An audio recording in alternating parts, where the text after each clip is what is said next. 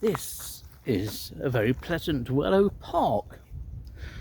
It's quite windy today actually, and I'm surprised that it's not blowing a gale here. I'm sure it will be once I get in the right place, but at the moment this feels very spring-like to me.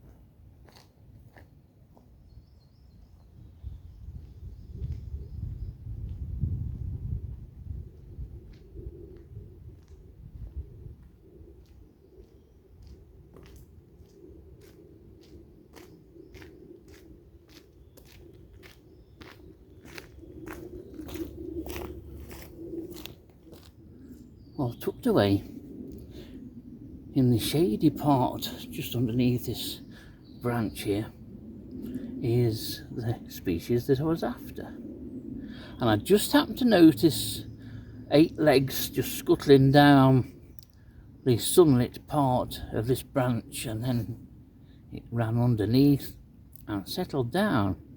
And it's one of my favourite species, and a species that I love to come and look for in early spring, and it's Megabunus diadema. It's the most cracking little harvestman you could wish to see. It's beautifully marked and it's small. This maybe might have 1 molt to go. I thought 1 might be out because it's such a nice day despite the breeze, and here it is. Megabunus diadema is a remarkable little harvestman.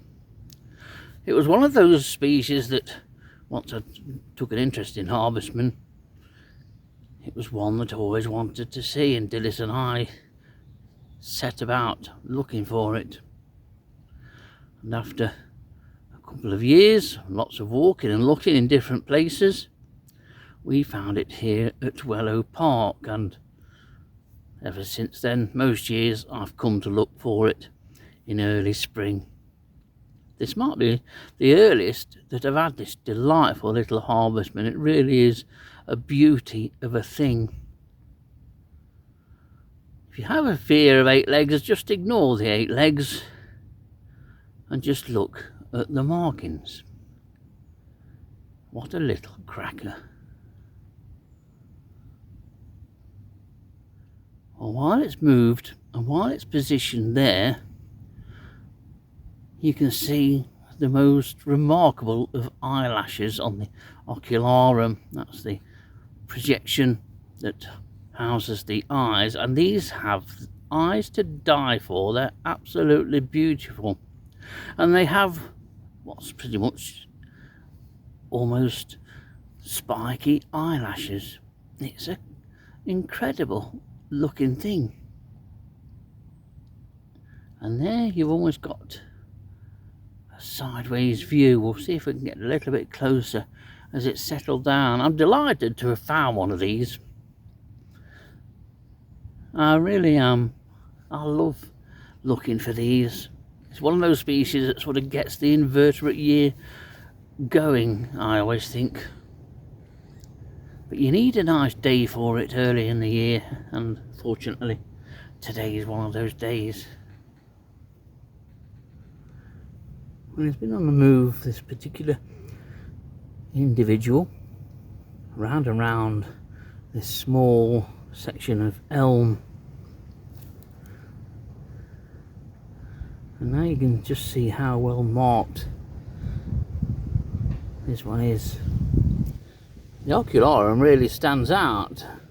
When I first clapped eyes on it and I saw that ocularum, I thought we'd got Platybunus pinetorum, but we haven't.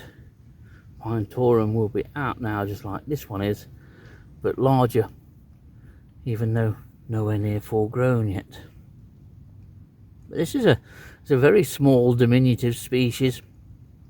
Some people do find it in their gardens, but in Nottinghamshire you're best looking in woodland containing coppiced trees, especially if those coppiced trees contain ash amongst them, purely because it's easier to see on a smooth bark trunk. But we have records from near Calverton and right up through Duke's Wood, Wellow Park, Gamston Wood. Most of the woodlands are like this, on a clay-based soil and quite densely overgrown, but overgrown with coppice. That seems to be the preferred habitat in Nottinghamshire for this little beauty.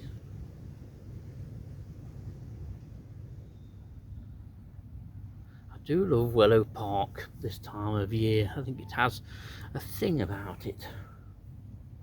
Lots of moss all over the ground here, and lots of dog's mercury coming through that moss and flowering. In fact, dog's mercury has been flowering in parts since Christmas. But where you get the moss, and you get the moss like on a lot of the trees, or the coppice trees behind me, where it's growing up the trunks of trees, that's the ideal habitat in which to find Megabuenus diadema. And if you do manage to find it, usually between 2 and 6 feet off the floor, although you can beat it from the foliage of trees later in the spring, but it's a much nicer way just to look for it visually and check on the trees that you pass. And when you're looking for it, take your camera with you, because it's a macro photographer's dream, is Megabuenus. Absolutely astonishing. You wouldn't think to look at it when you first see it, but then when you stick your camera lens in front of it, it becomes an almost mythical but certainly magical invertebrate.